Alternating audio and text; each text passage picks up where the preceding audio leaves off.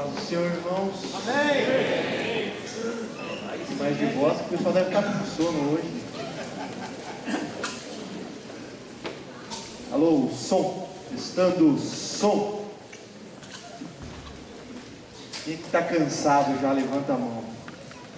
Não precisa mentir não, crente. Vai, força. O corpo está cansado.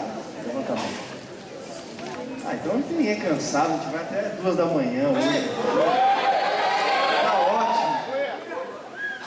Vocês estão me ouvindo bem? Amém.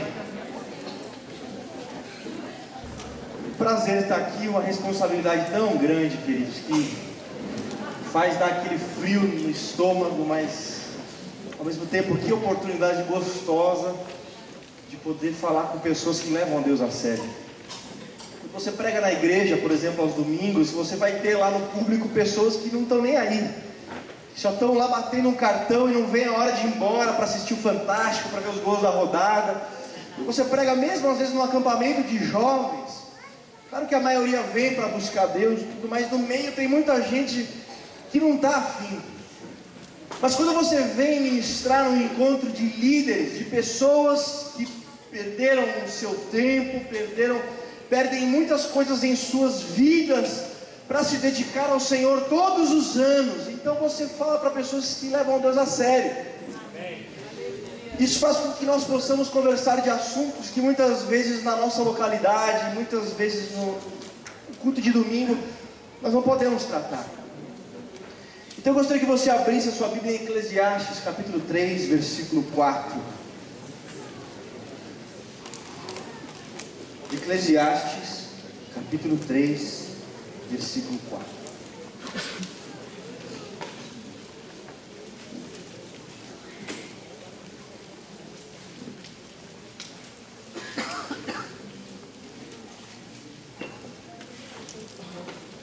As luzes ficam mudando assim de cor mesmo?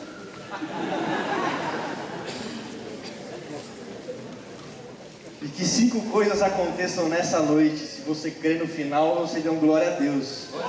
O nosso... Calma, nem falei. Você não sabe que 5 coisas é essa? Que você me dê dinheiro no final do culto, você vai falar amém? Calma. Que o Pai seja adorado. Que o Filho seja glorificado. Que o Espírito Santo seja honrado. Que o diabo seja envergonhado. Que você seja renovado nessa noite. Em nome de Jesus. Aleluia. Eclesiastes capítulo 3, versículo 4 diz assim: há um tempo de chorar e há um tempo de rir, tempo de prantear e tempo de saltar de alegria. Ser líder é muitas vezes buscar o sorriso de Deus no rosto do liderado. Você quer ver a satisfação de Deus, mas como Deus é Espírito, nós buscamos essa satisfação de Deus no rosto do liderado. E aí quando o liderado nós não encontramos isso, nós olhamos pela fé para o céu, para ver se nós encontramos o sorriso de Deus lá.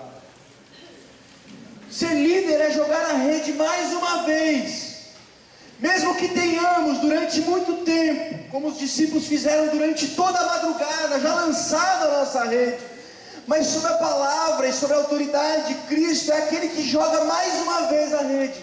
Quando a lógica, quando a razão já diria, já falaria, olha, não adianta jogar mais a rede.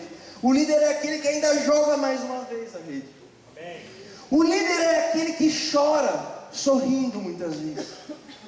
Onde ele chega para uma ministração, onde ele chega para um momento onde ele vai exercer o ministério dele com o coração quebrado. Mas mesmo com o coração partido e quebrado, ele recebe os seus liderados que vêm de todos os lados, esperando encontrar no líder um sorriso, encontrar no líder uma força, encontrar no líder uma esperança. E o líder que muitas vezes está sem esperança, tem que entregar e dar aquilo.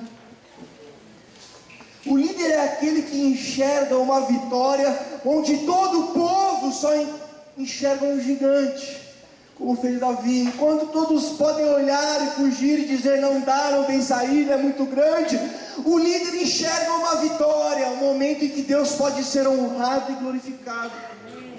O líder muitas vezes chora até pegar no sono. Mas algumas vezes ele está tão feliz pelo que Deus fez com os seus liderados na sua igreja, que ele não consegue dormir de alegria. Esse é o líder. O líder onde as pessoas esperam algo, olham com uma intenção, como uma esperança, como um desejo de receber uma força que não tem. Mas e quando o líder está em crise? E quando o líder está enfraquecido, ao ponto de não desejar carregar, mas desejar ser carregado? Quando nós, como liderança, começamos a perder um equilíbrio, algumas fases, e que o que nós mais precisamos é de alguém que segure nas nossas mãos e nos leve como alguém, como um deficiente visual para o lugar, porque nós mesmos perdemos o equilíbrio, perdemos a visão. Aquela fase onde o coração fica apertado e a alegria e o prazer ministerial se perdem. E nós somos dominados por um desejo de fugir, por um desejo de se esconder e por um desejo de abandonar. E lá no meio do exercício da liderança, nós não temos para onde ir. Muitas vezes não temos para quem correr, com quem chorar, com quem nos derramar. Mas o líder passa por isso. Quando você assume a liderança, e todo líder, quando assume pela primeira vez uma liderança, a ideia dele é que toda liderança é uma corrida de 100 metros, onde ele vai dar um gás grande, onde ele vai fazer um grande projeto, investir um grande tempo, mas é algo que vai acabar rápido, algo que não vai exigir tanto. Mas ele começa a perceber que a liderança não é uma corrida de 100 metros, que a liderança é uma maratona. E no meio dessa maratona tem momentos em que o gás falta, tem momentos em que os músculos doem, tem momentos em que o desejo é não chegar até os 42 quilômetros e parar na metade. Mas quando eu olho para a Bíblia, eu percebo que isso não é algo que só alcança a minha vida e a sua. Eu tenho certeza que se nós fizéssemos um raio-x espiritual nessa noite, e pudéssemos colocar a sua condição espiritual nesse telão, a vida de muitos estariam como um carro na reserva. Um carro em que está caminhando nas suas últimas quilometragens, com um resto de força, com um resto de esperança, com um resto de ânimo. Mas os homens de Deus também passaram por isso na Bíblia. Quando você pega Êxodo capítulo 32, versículo 2, é impressionante como Deus está virado com o povo de Israel e disse: Moisés, eu vou matar o povo todo. E Moisés disse: Deus, não mata o povo, senão risca o meu nome no livro da vida. Que é isso? Olha que gás, olha que pulmão, olha que responsabilidade, que amor, que ânimo e energia no serviço e no chamado dele. Se colocou diante de Deus e o povo falou: Deus, se for para matar o povo, risca o meu nome do livro da vida. Mas é quando você chega em Números capítulo 11, versículo 11, de novo o povo estava murmurando, de novo Deus estava irado. Aí o que você vai pensar? De novo vai Moisés se colocar entre o povo e Deus e dizer: Deus, não faz nada com o povo, senão risca o meu nome do livro da vida. Foi isso que Moisés fez?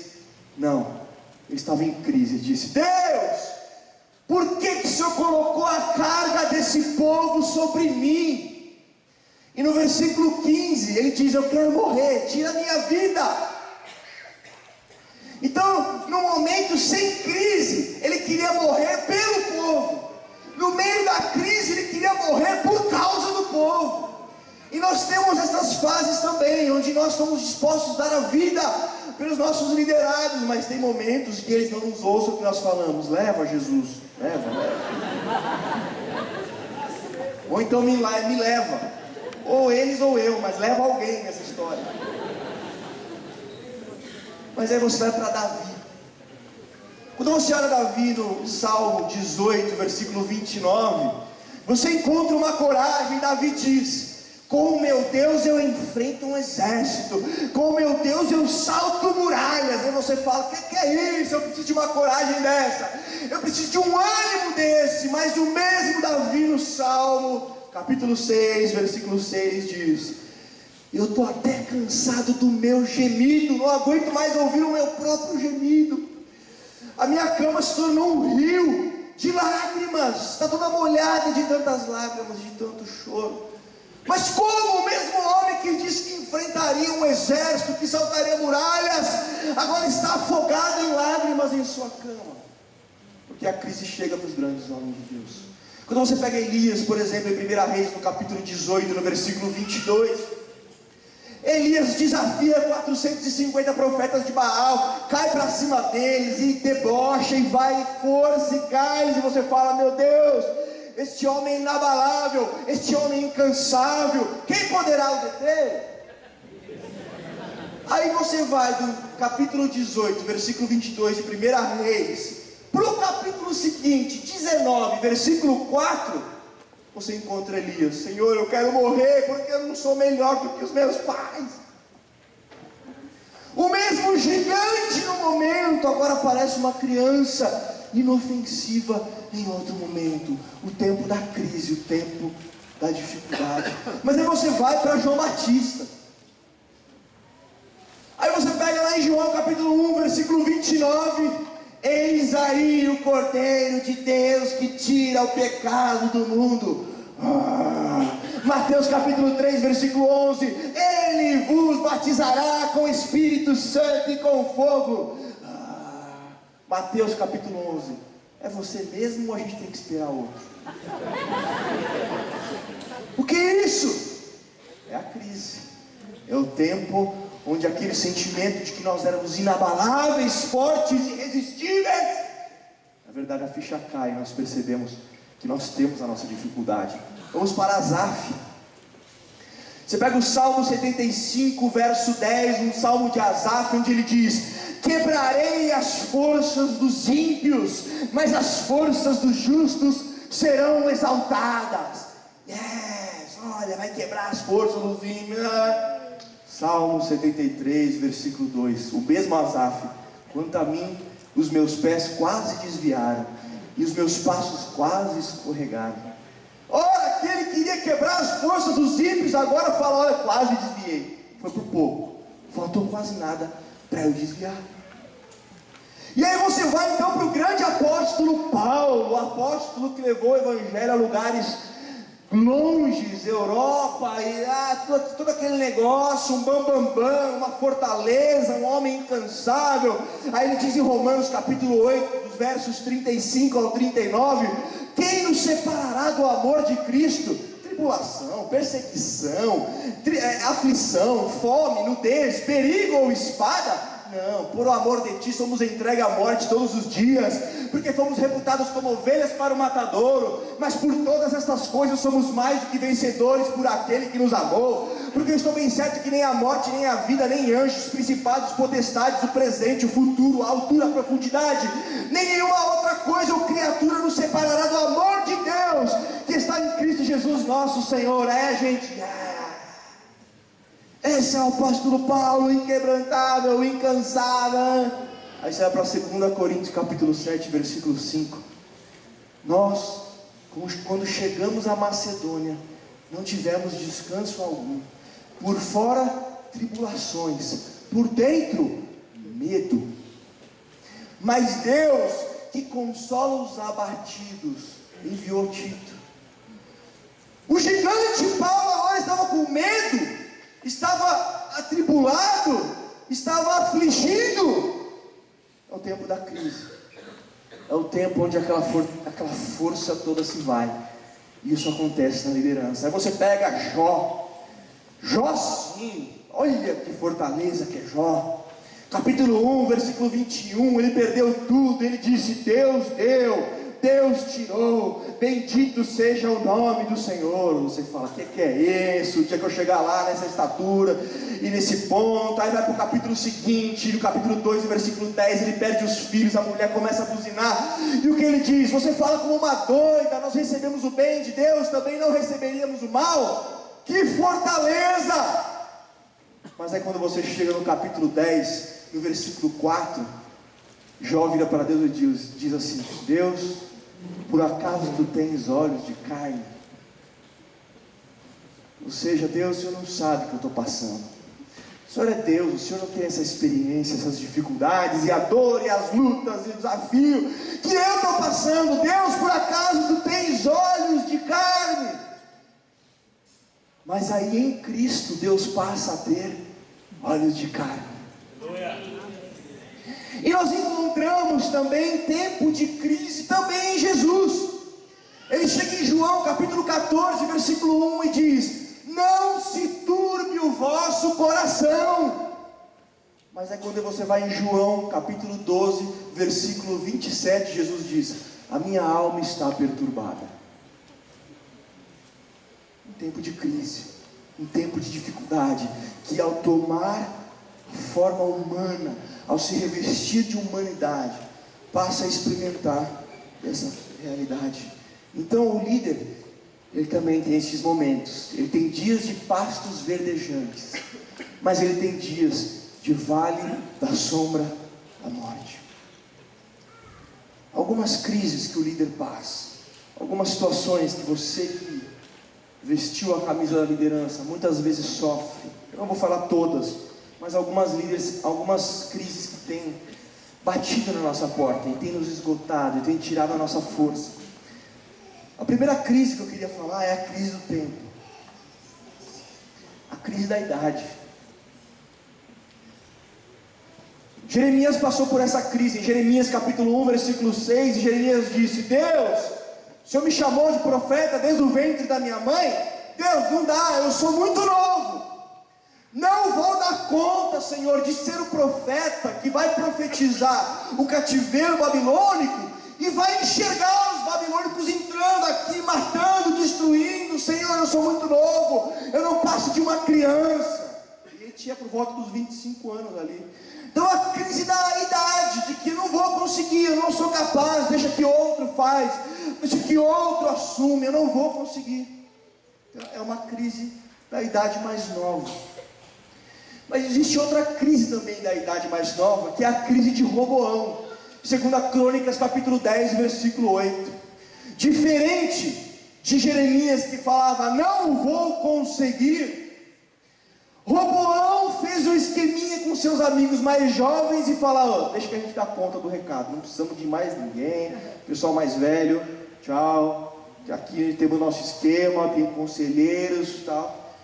E aí é a crise de quando nós percebemos, nós que somos mais jovens, que na verdade a gente não dá conta assim. Que a gente precisa de algumas coisas que a gente não tem. Amém. Como experiência. Então aí chega a crise. E agora? Vou pedir ajuda ou me mato sozinho para ver se eu dou um jeito? Crise. Aí vai sendo roubado na sua força. Mas tem a crise também da idade mais avançada.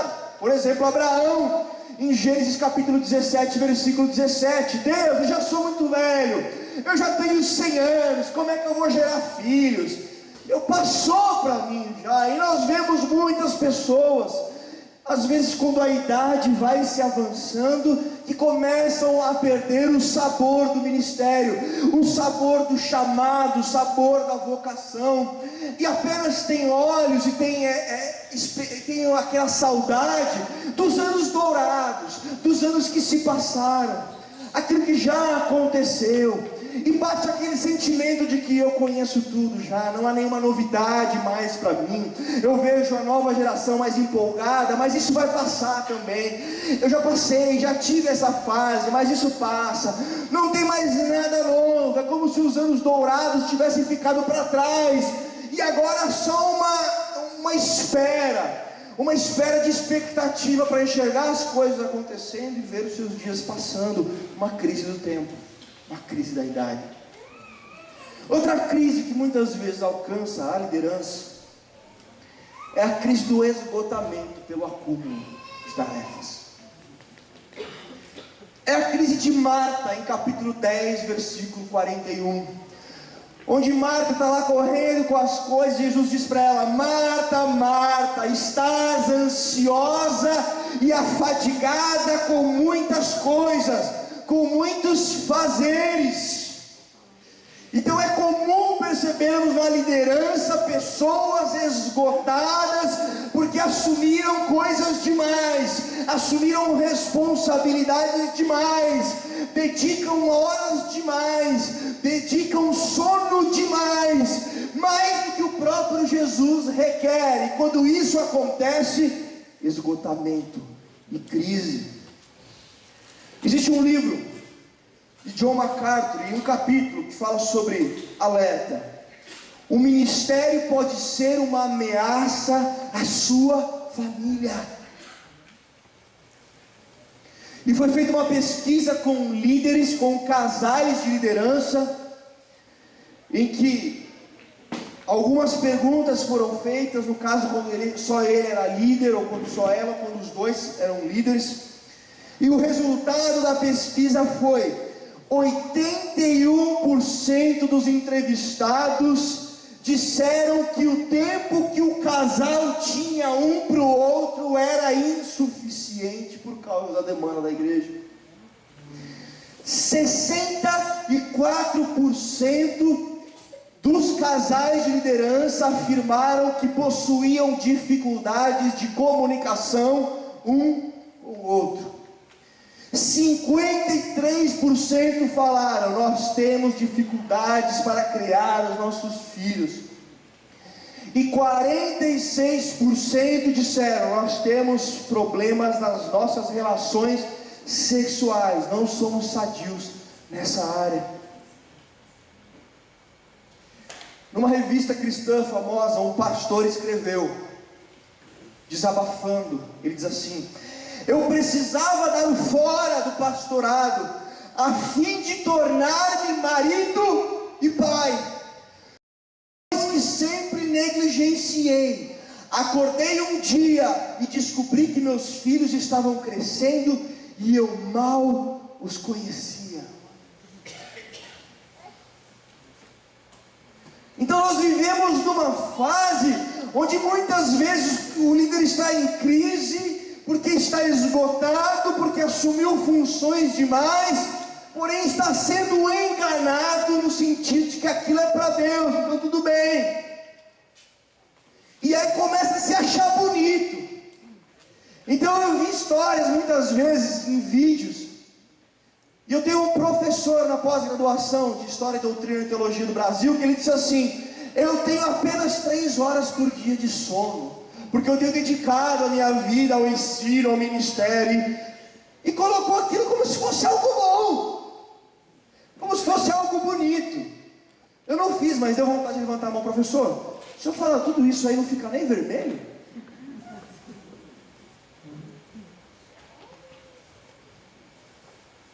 E aí nós temos, quando a mulher é líder, maridos abandonados, e quando o marido é líder, mulheres abandonadas, filhos abandonados, e nós temos uma crise. O escritor Philip Yancey disse assim: nossos líderes mantêm um ritmo frenético dos executivos japoneses. O trabalho na igreja se tornou para os cristãos o único vício autorizado.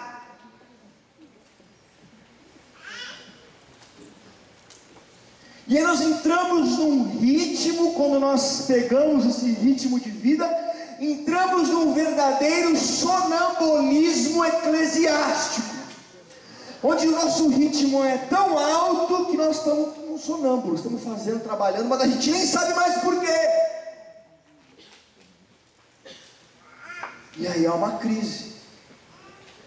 William Wilberforce, que é um dos líderes cristãos e teve um papel importantíssimo na abolição da escravidão na Inglaterra, olha o que ele disse: essa urgência permanente das atividades e companhia arruína minha alma. Quando não o corpo, ele disse, tenho me mantido ocupado horas a fio, e não me sobra mais do que meia hora pela manhã. Por isso estou curvado, frio e rígido. Uma grande liderança cristã no mundo dizendo isso. E aí nós tínhamos pessoas que outrora brilhavam, que outrora expressavam um amor, um ânimo, um desejo, uma energia naquilo que faziam, mas 1 ano, 2 anos depois você encontra e aquela pessoa perdeu o brilho. Por quê? Porque está vivendo a crise do esgotamento por causa do acúmulo. Porque tantos divórcios acontecem numa geração, inclusive a minha, por exemplo.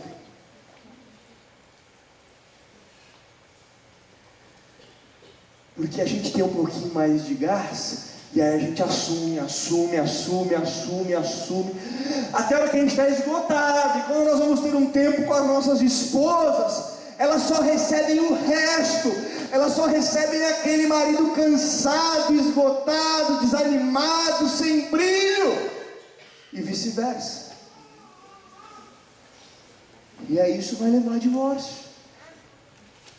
Nós só chegamos com o pior em casa, e aí acontece uma crise. É claro que essa crise de acúmulo tem a ver com o nosso contexto. Para cada folgado, para cada ocupado tem um folgado. E tem muito folgado na igreja. Conhece algum folgado? Não pense, irmão, calma. Mas aí o folgado te leva a querer assumir o que ele está abrindo mão, o que ele está deixando de lado. E aí nós entramos num ritmo frenético de trabalho. E abandonamos algumas coisas. E acontece uma crise, a crise do esgotamento. Há uma crise também muito famosa, que é a crise dos números, que é a crise de Davi em 1 Crônicas capítulo 21.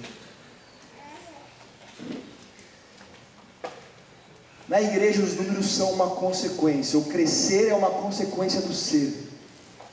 O trabalho da igreja deve ser todo no sentido de ser, e o ser vai trazer o crescer. Quando nós invertemos essa ordem, nós ficamos frenéticos por números. E aí nós queremos justificar que Deus está conosco por causa do número que apresentamos. E aí você individualmente quer justificar e provar o seu chamado espiritual por causa dos números que você tem gerado. Então os números vão ganhando a primazia do ser. E aí a crise vem quando os números não vêm. Eugene Peterson, ele disse assim: os líderes venceram a sedução dos sexos, dos vícios, mas não venceram a sedução dos números. Nós vivemos num estado constante de estresse por causa de números. E aí o líder vai para o culto e não consegue usufruir e relaxar com o culto e ser igreja. Por quê? Porque ele está contando quantas pessoas estão lá, quem se faltou, ele está sempre respirando os números. Isso gera crise. Ele perde a vida com abundância. Cristo prometeu. A crise da idade, a crise do esgotamento, a crise dos números, mas tem outra crise na vida dos líderes: a crise do outro. O que é a crise do outro? É quando você participa tanto da vida da outra pessoa, que os problemas dela passam a ser os seus problemas. E chega uma hora que você entra em crise, não por causa do seu relacionamento com Deus, não por coisas que aconteceram na sua vida, mas coisas que fazem parte do relacionamento de Deus da outra pessoa, das crises da outra pessoa. E nós como líderes sofremos também. É Moisés em Números no capítulo 20, onde o povo estava lá murmurando contra Deus tal, e reclamando. Aí Deus fala para Moisés falar a rocha, mas Moisés em crise, ele bate na rocha 2 vezes. Mas veja que essa crise de Moisés em ultrapassar os limites daquilo que Deus tinha falado, essa crise de fúria de Moisés não era uma crise dele, era uma crise do outro, era uma crise do povo que Moisés estava assumindo. E muitas vezes isso acontece na liderança, porque entre nós, hoje, o liderado quer saber se ele compra o carro ou se ele não compra, ele pergunta para você.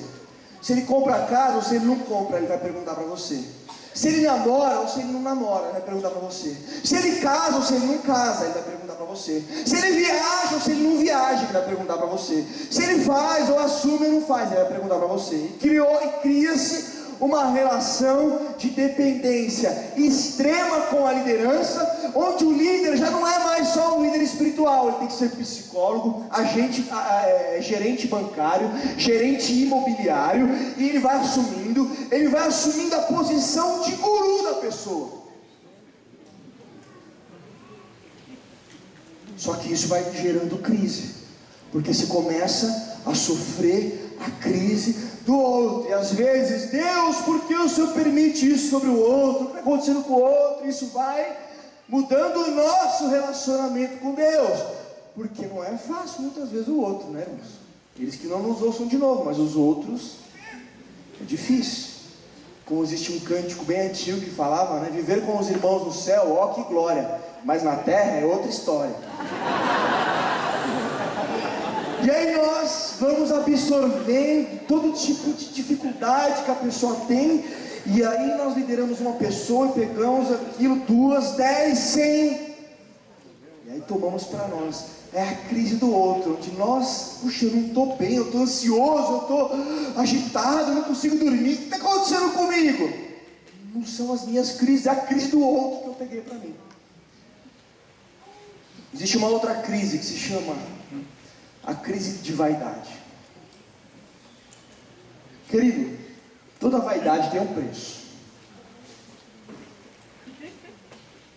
Se você quiser ficar mais bonito, você vai ter que pagar por isso. Não estou satisfeito com a minha barriga, vou para academia, você vai ter que pagar. Ah, não estou satisfeito com as minhas rugas, né? Fui falar, você vai ter que comprar um creme. Tá vendo? Eu estava ouvindo a palavra de mim. A vaidade custa.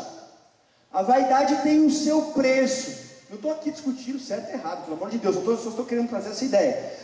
Toda vaidade te leva a gastar. Então, puxa, eu quero parecer mais jovem, vou colocar tal roupa, vou pentear o cabelo de tal jeito, vou tingir o cabelo, não vou tingir o cabelo, vou fazer. Vai ter que pagar. Custa. Dependendo da marca, custa mais ou custa menos, mas custa. A mesma coisa e o mesmo princípio existe para a vida espiritual. A vaidade espiritual custa. E nós temos um prazer grande em sermos reconhecidos pelas pessoas. Sem hipocrisia. Quem que não gosta que alguém chegue e fale, oh, que bênção que você é, que foi abençoado pela sua vida, que legal, que exemplo que você é para os mais velhos, para os mais jovens. Irmão, quem não gosta disso é difícil, vai. Sem hipocrisia. Só que o problema é quando a gente começa a acreditar demais nisso. Porque as pessoas têm contato com nós no momentos que nós estamos ministrando. Fala, puxa, olha que bênção, olha que tal. Mas a nossa vida não é só ministrando, a nossa vida é vivendo também. E a gente perde a paciência, fica irado, né? Desanima, perde tudo acontece. Mas as pessoas têm aquela ideologia na liderança. Estou falando de vocês, viu? Estou pondo exemplo, mas estou falando de todo mundo, viu? Nós gostamos de ser admirados, reconhecidos, aplaudidos e coisas do gênero. Só que o que acontece? A gente sabe que se as pessoas realmente soubessem tudo da nossa vida, essa admiração não ia ser tão grande assim. Mas eu gosto dessa admiração que as pessoas têm. Então o que eu faço? Eu vou ter que maquiar para parecer que eu sou o que eu estou sendo aqui agora em qualquer outro momento.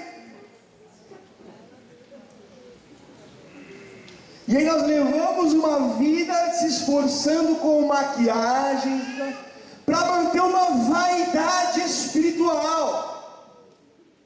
Só que isso custa caro. Porque quando nós começamos a viver algo diferente do que realmente nós somos, isso tem um preço. E a minha e a sua consciência vão nos esmagar. Porque a hora que a pessoa está lá falando, legal, mas quando ela sai, você é obrigado a reconhecer. Se ela soubesse o que aconteceu, se ela soubesse quem é essa pecinha, se aquela, então a sua consciência vem, aí vem o cão junto, te acusa também, e você vai pagando o preço dessa mudança de cenário, onde você tem que mostrar que mas na verdade não é tudo isso, mas aí você vai pagando para manter aquela aparência toda. É o tal do Nicodemos, em João capítulo 3. Nicodemos era reconhecido na sociedade como um homem, uma autoridade espiritual grande, um homem sem falhas, um homem sem erros, mas ele estava mal. Nicodemos estava mal. Aí o que ele faz? Vai conversar com Jesus. Mas olha o que a vaidade faz. Ele teve que falar à noite com Jesus. Não, deixei à noite para ninguém ver que eu estou pedindo ajuda. O cara é mau. Olha que desgraça que é essa vaidade. O cara precisando se jogar aos pés de Jesus, bater no peito e dizer: olha, miserável homem, que sou um pecador, mas não pode. Vai à noite escondido. Só que quando chegar lá está cheio de gente. Aí a casa cai, né? Aí o que ele faz? Começa a conversar de teologia. Bem sei que tu és mestre da parte de Deus, porque se Deus não está com ele, não poderia fazer essas coisas. Começa a enrolar. Aí Jesus vem: Nicodemos, tem que nascer de novo, viu? Se você perceber, Nicodemos não falou nada disso com Jesus. Nicodemos sofrendo: preciso nascer de novo, eu preciso de vida, eu estou morto por dentro, o que eu faço? E as pessoas têm essa visão de mim, e eu quero manter essa aparência, o que eu faço? E lutando. Aí Jesus, que ouve o coração de Nicodemos: para de bobagem, e vamos direto ao assunto, você precisa nascer de novo, tá? Mas a vaidade deixa o líder em crise, ele começa a lutar com esse negócio de que todo mundo acha que eu sou uma coisa, e eu não sou tudo isso que as pessoas acham, mas eu gosto de manter essa aparência. A última crise que eu separei aqui é a crise da inutilidade. Às vezes eu tenho essa crise aqui. É a crise de Asaf. No Salmo 73, versículo 12, Asaf diz assim: foi-me útil manter o meu coração puro, foi-me inútil, manter o coração puro e tal, e fazer. Essa crise da inutilidade é a crise que você para e pensa: será que está valendo a pena mesmo? Eu estou investindo os meus anos, será que é isso mesmo? Será que está dando algum resultado? É tanta luta, é tanta dor de cabeça, às vezes são tantas lágrimas. Será que está valendo a pena mesmo? Será que está fazendo alguma diferença? Será que se de repente eu não existisse, não estaria tudo igual? E tudo que eu tenho falado, feito, esforçado, corrido, em vão? É inútil. Era a crise de Asaf. Às vezes na liderança e no ministério dá esse sentimento. A gente começa a ver que parece que ninguém está entendendo, que ninguém está mudando, que ninguém está se entregando, que parece que ninguém está ouvindo, parece que ninguém está recebendo. E aí você fica: será que eu estou perdendo meu tempo nisso? É você lá na liderança: puxa, são 3 crianças, eu estou aqui cuidando, será que as 3 desviam? E tudo que eu fiquei anos aqui fazendo, será que é isso aí? É a crise da inutilidade. Eu queria dar rapidamente algumas respostas para essas crises.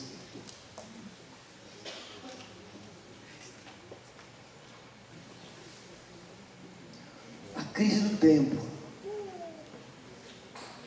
Jeremias se achava muito novo, muito jovem para coisas tão grandes. A resposta para isso é 1 João capítulo 2, versículo 14. Jovens, eu vos escrevi porque sois fortes e a palavra de Deus permanece em vós, e já venceste o maligno. Um jovem posicionado, um jovem que leve Deus a sério, um jovem que tem intimidade com Deus, é sim capaz de assumir posições diante de Deus, de representar a Deus. A palavra diz que nós temos uma força, que nós temos a palavra, que nós temos a vitória sobre o inimigo. Isso faz com que eu não tenha desculpas para me esconder, porque eu sou novo, ou porque eu sou um pouquinho mais velho, um pouquinho mais novo. Não, eu sou chamado a assumir as minhas posições e crer que a palavra de Deus é fiel naquilo que ela diz de mim. Na crise de Roboão, onde Roboão diz: quer saber, agora a gente faz nosso esqueminha aqui com os mais novos e o resto aqui se dane. A resposta é: ninguém nasce sem um cordão umbilical. Nós temos uma tendência grande a esquecer que nós temos um cordão umbilical. Então nós temos aquele ímpeto, vou fazer, e agora eu vou começar tudo novo. Querido, ninguém começa nada tudo novo. Isso é uma ilusão, isso é uma mentira, na verdade. Nós temos um cordão umbilical, nós temos paz na fé, diretamente. Então, toda ação de descarte e de que os jovens sozinhos eles dão conta é mentira. Por mais forte que nós nos achemos e acreditemos que somos, é mentira. Nós temos um cordão umbilical. E para a crise de Abraão: estou muito velho já, Senhor. No Salmo capítulo 92, versículo 14, diz um texto interessante: aqueles que estão plantados na casa do Senhor, mesmo na velhice darão frutos, e estes frutos permanecerão viçosos e verdejantes. Mesmo na velhice é hora de dar frutos. A sua idade, por mais avançada que seja, não é desculpa para parar, para diminuir o ritmo e para deixar de fazer aquilo para o que Deus te chamou. Você é convocado a continuar. Não sei quanto tempo nós temos ainda de vida, mas nós temos que continuar. Uma vez perguntaram para Martinho Lutero: Martinho Lutero, o que você faria se você soubesse que você vai morrer amanhã? O que eu faria se eu soubesse que eu vou morrer amanhã? Eu plantaria uma árvore. A gente, sei lá, ia ficar em casa dormindo, ia ficar me distraindo para não pensar nisso. Se eu tenho um dia ainda, esse dia vai ser frutífero. Se eu tenho um dia ainda, vai haver sal, vai haver luz de Deus através da minha vida. Se eu ainda tenho 24 horas, o cronômetro continua girando. Enquanto o cronômetro gira, é hora de dar frutos, é hora de fazer, é hora de realizar. Deus ainda está comigo, o Espírito Santo ainda está comigo. Então é hora de abandonar os projetos, é hora de continuar plantando mais uma árvore, mais uma árvore, mais uma árvore. Amém. Tem um texto que eu gosto demais, eu já repeti isso várias vezes, mas vou repetir de novo. Samuel, já ouvi, mas ouve de novo. É o texto de Caleb, irmãos. Marca esse texto na sua Bíblia. Está lá em Josué, capítulo 14, dos versos de 7 a 10. Pensa num cara que tinha tudo para ter abandonado, para ter desencanado, para ter se enchido das pessoas, do projeto. Ele entrou lá e foi espiar a terra prometida e falou: beleza, essa terra é nossa, vamos conquistar. E Josué também, mas os outros não, tem gigante, é difícil. Aí o povo todo: não vai dar, é difícil. Aí Deus vem e fala: olha, essa geração vai ter que toda morrer no deserto. E vai entrar Josué, Caleb, suas famílias e tal, mas o resto tem que esperar para morrer. Aí Caleb com 40 anos falando: Senhor, já não sou mais novo assim. Tem que esperar uma geração morrer, e na Bíblia uma geração são pelo menos 40 anos. Deus, eu vou... Hoje eu estou bem para entrar na terra. Hoje eu estou bem para andar e correr pela terra. Hoje eu estou bem para usufruir da terra. Mas daqui uma geração, Senhor, eu vou estar velho. Daqui uma geração eu não tenho mais vigor, não tenho mais força, não tenho mais ânimo. Talvez nem vou enxergar direito, talvez vou ter dor, não sei nem se vou estar andando. Não sei o que vai acontecer, Senhor. Então você pega um cara que tinha tudo para estar frustrado. Aí ele pega lá no versículo 7 em diante do capítulo 14 de Josué, ele diz: olha, já se passaram 45 anos desde que Moisés deu aquela palavra que nós entraríamos e possuiríamos a terra.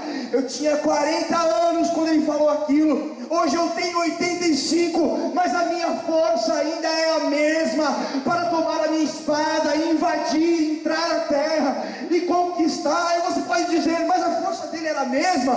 É claro que não. Na na musculatura, não dá para comparar alguém de 40 com alguém de 85, mas o coração ainda era o mesmo, o coração ainda queimava, o coração não deixou de sonhar, o coração não deixou de acreditar, e por isso ele pode dizer: a minha força ainda é a mesma. E por isso eu digo para você que acha que já viveu os seus anos dourados, que acha que o que tinha que passar já passou, e mais nada de novo vai poder enxergar, deixe o seu coração ser aquecido, para saber que ainda tem terra para conquistar, tem obra para fazer, tem desafios para superar. Não se desanime, seja como Caleb. Amém. Glória a Deus.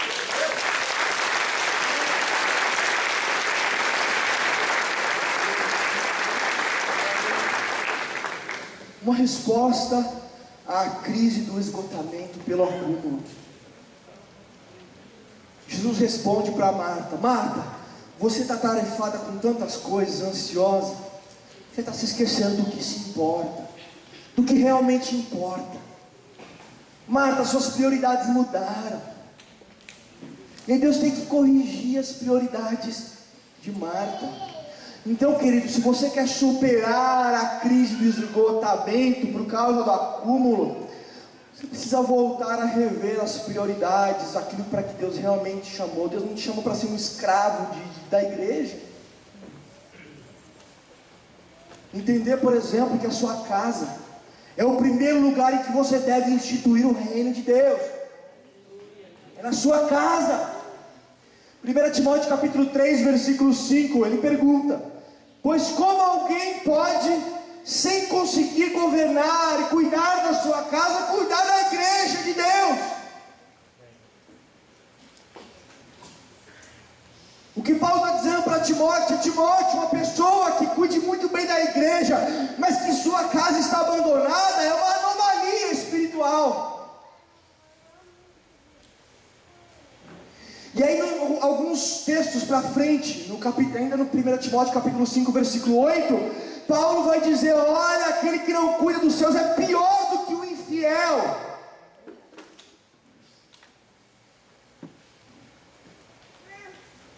Do que adianta estabelecer o reino de Deus em outras casas, quando na nossa casa quem manda é o príncipe deste mundo? E onde muitas vezes nossos familiares não podem ouvir falar em igreja, porque nós somos omissos e negligentes com eles. Não importa o quanto você alcance ministerialmente na igreja, se nossas casas estão abandonadas. Pode vir com o número de igreja da China, não vai compensar. Só que a gente demora às vezes para perceber isso. E quando a gente se lembra, já é tarde demais. Vou rever algumas prioridades. Por exemplo, o termômetro da oração particular. Os nossos líderes estão tão atarefados, com tanta coisa na cabeça, que não conseguem orar mais. Olha o que John Piper diz. Preste atenção, eu sei que vocês estão cansados, é reta final de evento, mas aguenta mais um pouquinho, amém? Amém. John Piper diz: o ministério é o pior inimigo de si mesmo. Sua destruição não é causada pelo grande lobo desse mundo. Na verdade, ele se autodestrói. A maior ameaça à nossa oração e meditação na palavra de Deus é a virtuosa atividade ministerial. E o que se opõe à vida de oração do líder acima de qualquer outra coisa, ele pergunta? O ministério. Não são as idas ao supermercado, a manutenção do carro, as enfermidades ou a limpeza do quintal que comprimem nossa oração e as acomodam em espaços abreviados do dia. E sim, a administração orçamentária, as reuniões administrativas, as visitações, os aconselhamentos, a elaboração de relatórios, o envio de e-mails, a leitura de periódicos, os telefonemas, a preparação de estudos e mensagens. Ele diz, como precisamos acordar para o fato que desperdiçamos tempo demais fazendo nada, com exceção da oração. Toda a correria, toda a conversa, todos os estudos que empreendemos equivale a nada. Para muitos de nós, a voz de autoconfiança, ou seja, a capacidade de realizar as coisas, soa 10 vezes mais alta que o tilintar do sino que indica a hora da oração. E enquanto a voz grita, você precisa abrir a caixa de correspondência, fazer aquela ligação, fazer isso, fazer aquilo, preparar a próxima reunião da liderança, ir ao hospital. O sino toca suavemente dizendo: pois sem mim nada podeis fazer. Nós estamos tão atarefados que a nossa oração, não sei se eu posso usar essa expressão, mas a nossa oração virou um migué. Sabe o que é o miguezinho? Você manda seu filho fazer uma coisa, arrumar um negócio, ele arruma mal feito. Você fala: pô, você deu um miguezinho lá e acha que tá bom? As nossas orações viraram miguezinhos. Miguezinhos antes da refeição, miguezinhos antes das reuniões, miguezinhos antes do culto, miguezinhos e miguezinhos antes de dormir, miguezinhos. E quando nós oramos é uma oração inquieta. Nós nos colocamos de joelho para falar com Deus e a nossa cabeça está a 1000 por hora. Quando eu levantar da oração, eu preciso ligar para aquilo lá, preciso mandar aquele e-mail, eu preciso mandar... Aí eu digo: amém, amém. Você já sai e vira algo vazio. É mais uma rezadinha do que oração.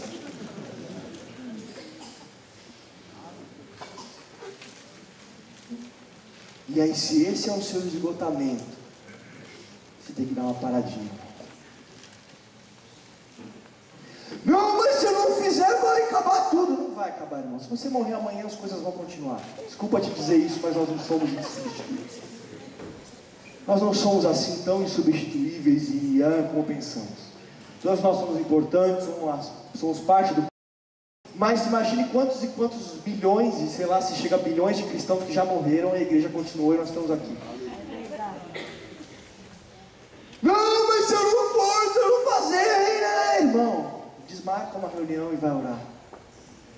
Desmarca uma reunião e vai sair com a sua esposa. Vai jantar, vai no cinema, assistir Noé, que é uma droga, mas assiste. Só para você falar lá que assistiu e que é uma viagem, ensinar na sua igreja a versão correta, ou sei lá, não sei o que você vai fazer. Mas vai ter esses momentos aí. Fique enfurnado em reunião administrativa o resto da sua vida para você. Até quando você vai durar, querido? Só que isso ninguém pode fazer por você. É você que vai ter que falar: pessoal, deu a hora, tô fora, é agora. Que pena. É uma postura sua, filho. Se você deixar, sempre vai ter necessidade. A necessidade sempre vai ser maior do que a nossa capacidade de atender a demanda. Sempre. Mas necessidade não determina chamado. Necessidade não determina chamado. Atos capítulo 6. As viúvas dos gregos, as viúvas dos judeus, as viúvas dos apóstolos. O nosso chamado é outro. Você assume, mas não é a necessidade que vai determinar o nosso chamado. Nosso chamado está aqui e tal. Necessidade não determina chamado, senão a gente enlouquece. Amém. Afinal de contas, a resposta não é essa, querido. Deus tem uma lista de prioridades e não é a gente que determina essa lista. Vamos continuar para encerrar, meu filho. Resposta à crise dos números.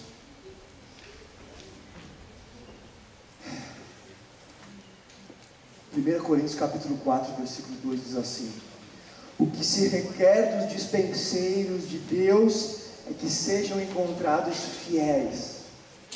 É esse o padrão.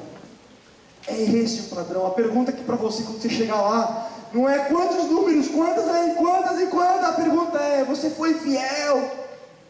Amém. A pergunta lá, sabe qual vai ser? Quando você lavou os pés. Você estava lá lavando pés? É isso que ele quer saber. Você estava querendo lá e sei e tal, e posição, e reconhecimento e tal, ou você assumiu a sua posição de lavar os pés? Você foi fiel. É isso. Vai curtir a sua igreja, querido. Está numa febre tão grande dos números que não consegue participar e usufruir do culto. Em nome de Jesus, querido, vai curtir a sua igreja. A gente só sofre com a igreja, a gente só fica lá angustiado. Será que vem 70 ou 90? 90 ou 180? 180 ou 300? E a gente esquece de ser igreja. Porque a gente é líder, então tem que ficar pensando nessas coisas. Não! Líder tem que usufruir o ser igreja. Querido, eu sei que pode parecer difícil às vezes, mas ser igreja é uma delícia. Ser a noiva de Cristo é bom. Ser o corpo de Cristo é bom. Ser cheio do Espírito Santo é bom. E nós não precisamos dessa febre. Nem toda barriga que cresce é gravidez. Talvez tenha um exemplo aí do seu lado, não olha não, irmão. Mas se é gravidez, se tem vida, fique em paz, vai crescer. Tem um tempo de crescimento, mas vai crescer. Mas não inverta as ordens. Não fica nessa crise. Resposta à crise do outro. Aquele negócio que a gente fica tomando a crise dos outros. A gente tem que ter compaixão pelo próximo. A gente tem que sentir dor que ele sente. Mas nós temos que nos lembrar que nós nunca temos todas as informações, querido. O cara vai chegar para você e vai abrir o coração dele e falar, e Deus, irmão, ele nunca vai falar tudo, tá? Não vai falar tudo. E aí você vai tomar a crise dele para você sem ter todas as informações, porque quem tem todas as informações é Deus. E a gente se sobrecarrega ali. A gente tem que esquecer, não podemos esquecer, desculpa, que nós não somos o oleiro. Você não é um oleiro. Não é você que vai pegar o barro e vai construir um vaso novo. O oleiro é Deus. Então nós não podemos criar uma liderança em que cada passo que dás do caminho onde vais é o líder que te diz. Mas ensinar a pessoa a ter a relação dela com Deus, a aprender a palavra, porque às vezes a gente tem pressa, então a pessoa vem com um problema, eu estou com um problema assim, a gente resolve, a gente vê, puxa, a solução é essa, é clara. Aí a gente vai, a solução é essa, vai. Você acabou de criar um monstrinho. Você se livrou rápido, mas ele vai depender de você para sempre. Você ensina, olha, vem cá, palavra sobre isso e tal, é assim que você faz quando você chega numa situação dessa. Então quando você chegar em outra igual, não vem me procurar. Já sabe o que a palavra diz sobre isso, você já sabe onde achar, o seu Deus é o meu Deus, e não precisa ficar aí com essa dependência louca. A gente tem que ensinar as pessoas a caminharem, a crescerem, senão daqui a pouco está aí com 500 pessoas penduradas em uma parte de você, aí você andando na igreja, e, não sei o que está acontecendo, eu estou sentindo um peso na alma. Também está carregando 100 almas. A crise da vaidade, nós estamos cerrando. Preciso mostrar que eu sou capacitado, preciso mostrar que eu dou conta, preciso mostrar que... Sabe o que estava acontecendo na igreja de Corinto? Uns falsos profetas chegaram na igreja e falaram, olha, Paulo não é preparado para o ministério, Paulo não sabe falar direito, Paulo é interesseiro, Paulo é que tem ganância, Paulo isso, Paulo aquilo, colocou um monte de críticas em Paulo. Aí sabe o que Paulo fala em 2 Coríntios 2,16? Ele diz assim, quem porém é suficiente para todas essas coisas? Os caras estavam falando, Paulo é incapacitado para o ministério. Aí Paulo, é mesmo, que novidade. Tem alguém capacitado para o ministério? Que eu não conheço. Então quando as pessoas olham para você, olham para mim, e elas têm aquela ideia muito acima do que nós realmente somos, não adianta, querido, a gente construir um castelo de cartas, um castelo de papel, que qualquer vento vai derrubar. Ninguém aqui é apto para ser um líder. Desculpa te falar, mas foi Paulo que falou. Quem é suficiente para isso? Você já parou para pensar na sua posição? Você é alguém que é um ajudador do Senhor dos céus e da terra, para auxiliar pessoas que muitas vezes estão mortas, desesperadas e perdidas, E aí você vai ser usado para mudar a história daquela pessoa. Quem é apto para essas coisas? Ninguém. Não importa se você é doutor, pós-doutor em teologia, seja lá o que for, nada vai te tornar apto. É a misericórdia de Deus que nos ajuda todo dia. Se não for a misericórdia de Deus, todos os dias nós erramos e fazemos bobagem e acabamos com os nossos liderados, acabamos com as nossas igrejas. Uma palavra mal falada já destrói tudo, se não for a misericórdia de Deus. Não adianta a gente querer manter e gostar tanto desse aplauso, desse reconhecimento. Imagina Maria, mãe de Jesus mesmo. Alguém chega lá perto de onde ela mora, quem é Maria? Alguns vão dizer, é uma mãe solteira ali, né? Mora ali, tá? Puxa. Chega para outro grupo, quem é Maria? Maria é uma que fugiu para um exílio no Egito aí, foi ela, José e o bebê lá, fugiram para o Egito, devem estar devendo alguma coisa por aqui e fugiram para lá.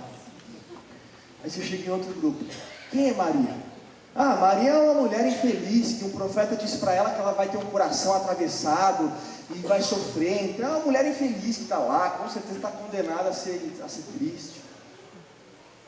Aí você chega em outro grupo, quem é Maria? Maria é a mãe do cara que morreu na cruz aí, maldito, porque quem morre no madeiro é maldito, e que deve ter feito um monte de bobagem contra o Império Romano. Ela é a mãe desse cara que deve ter criado errado, Então Maria é essa daí. Aí você pergunta, Gabriel, anjo do Senhor, que vem com a mensagem da parte de Deus, quem é Maria? Lucas capítulo 1, versículo 28. Bem-aventurada és tu entre as mulheres. Não importa o que qualquer grupo pudesse falar de Maria, ela era olhar para o alto, para o rosto de Deus, e ela ouviria: bem-aventurada, feliz, minha serva, em que eu tenho prazer, agraciada, em que eu achei graça. Eu tenho prazer em você, e é isso que como liderança nós temos que buscar. Parar de dar esse valor excessivo ao que dizem, ao que falam, ao reconhecimento que vem dos nossos pares, mas olhar para o alto e encontrar um sorriso que vem de lá, e isso ser suficiente para nós, e isso completar o nosso coração, e isso encher o nosso coração, ao ponto de que se alguém agradecer, tudo bem, se não agradecer, tudo bem, se reconhecer, tudo bem, se não reconhecer, tudo bem, o meu coração se satisfaz quando dele se satisfaz.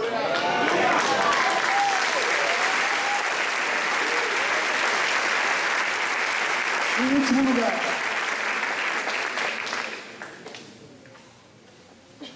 uma resposta à crise da inutilidade. Por que nós sentimos às vezes que, puxa, parece que não está fazendo diferença nenhuma na vida?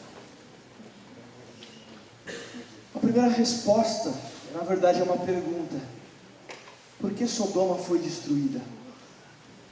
A cidade de Sodoma. Talvez você se levante e diga: por causa do homossexualismo, prática pecaminosa tal.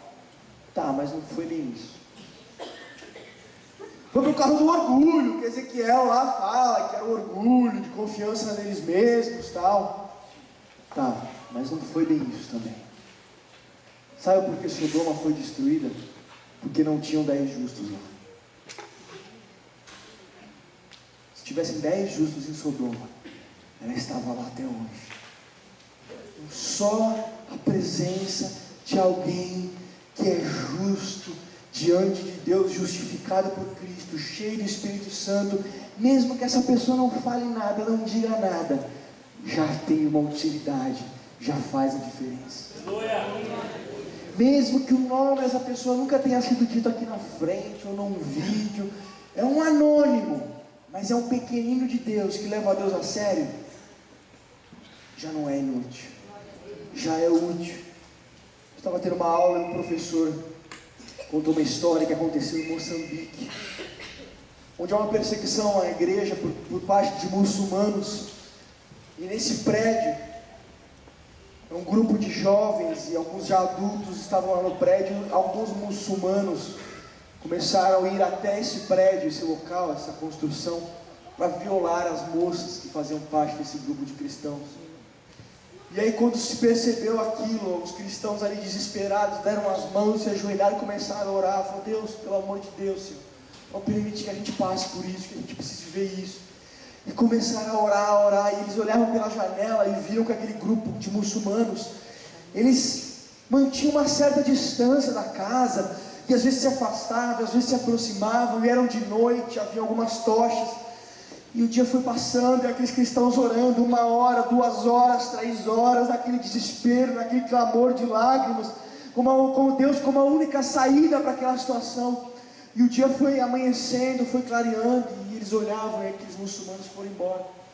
E depois foi dito por um dos organizadores daquele movimento, que buscavam violar aquelas moças: nós fomos até um prédio para nos aproveitarmos das cristãs e violarmos aquelas mulheres, mas havia uma multidão em volta daquela casa, e nós não conseguíamos nos aproximar, e passamos a noite ali esperando, mas existia uma rixa ali, uma multidão cercando, e nós querendo nos aproximar, porque não tinha multidão nenhuma. Mas quando um grupo de cristãos ora com sinceridade, com o coração desesperado, com o coração sincero, os anjos de Deus estão a serviço do reino do Senhor.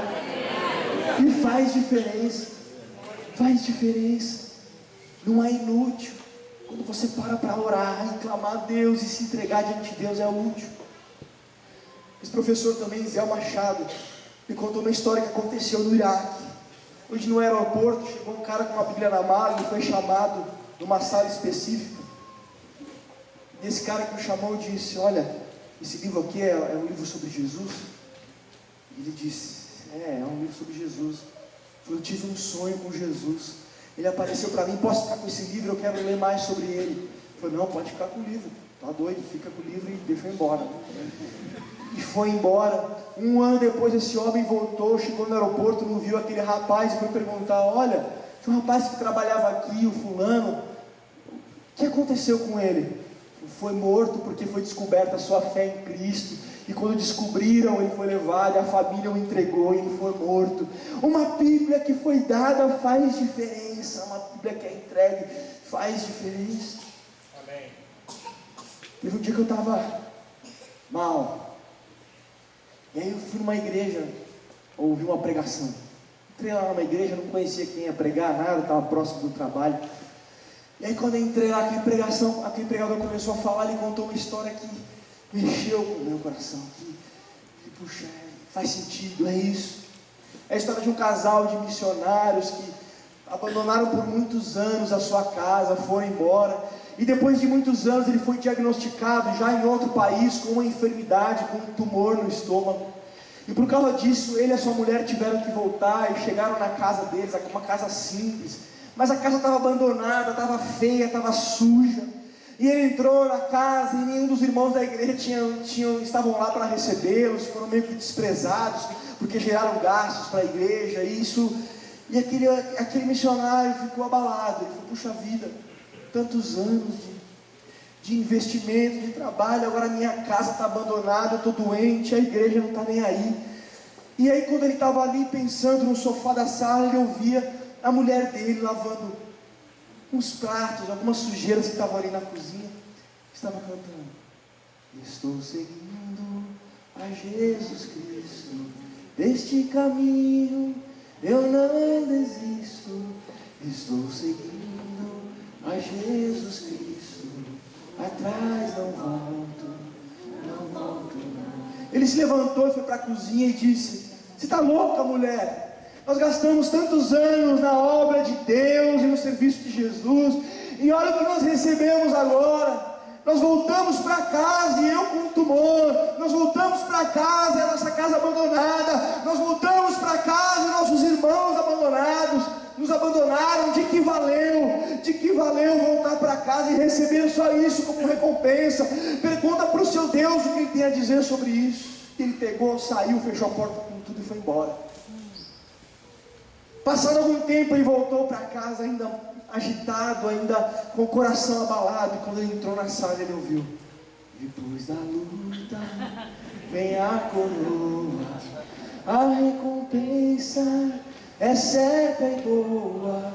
Depois da luta vem a coroa.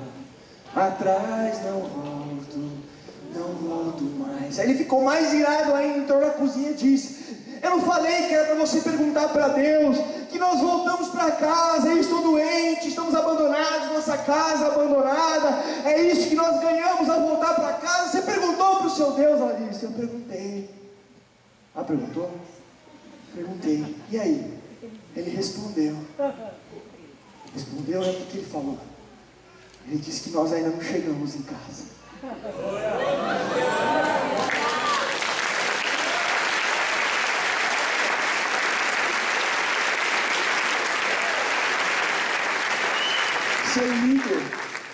Ser líder é saber que não importa o que aconteça aqui, não importa a dificuldade que esteja, nós ainda não chegamos em casa. Não importa o quão bom esteja ou o quão difícil esteja, ainda não é a sua casa. Sabe onde é minha casa? João capítulo 14, versículo 1. Na casa de meu pai há muitos quartos. Sabe, eu me casei faz 1 ano e meio, mais ou menos. E assim, quando você casa, você fica, puxa, mas bem, agora uma sociedade contra a pessoa, né? Mas e se faltar o dinheiro? E se faltar para pagar as coisas e tal? E se quebrar? E se não der certo? E se acontecer e tal? Eu penso, peraí, se acontecer alguma coisa errada, tem a casa do meu pai e da minha mãe. Meu quarto está lá. Eu volto para casa. Tem um quarto para mim lá. Então não importa a crise que aconteça, há um quarto na casa do meu pai para mim. E eu quero dizer para você, não importa a crise espiritual que você esteja passando, o seu quarto está lá. Quando você chegar em casa, ele está pronto, preparado por Cristo. Então não tem crise que tenha que te desestruturar ao ponto de jogar as coisas para o alto, a ponto de abandonar tudo e achar que tudo foi inútil. O seu quarto está lá. O seu quarto está lá. Vamos ficar de pé, queridos. Ah, Senhor. Ai, Deus.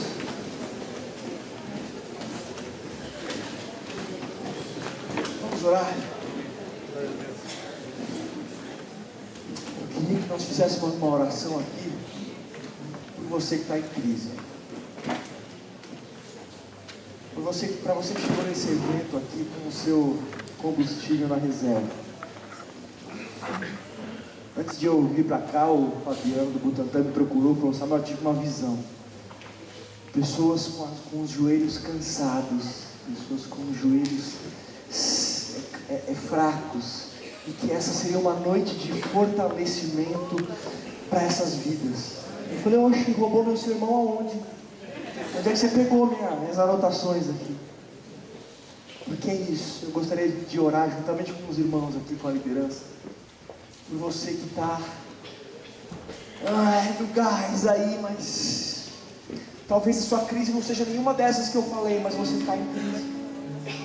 Talvez a crise da decepção, talvez a crise da solidão, não sei, a gente poderíamos falar de várias crises que atingem a liderança. Mas se você sente as suas mãos cansadas, os seus braços cansados, se você sente numa situação onde você está enfraquecido, e você não quer ir embora desse evento do mesmo jeito, você precisa desse combustível para continuar, dessa força para continuar a caminhada, a jornada, para continuar o combate, para continuar a carreira. E tem sido difícil, tem sido pesado, e você tem pensado aí às vezes em desistir, entregar. Se você está nessa situação, eu queria que você saísse do seu lugar e viesse aqui na frente. Nós vamos ter um tempo de oração pela sua vida, em nome de Jesus.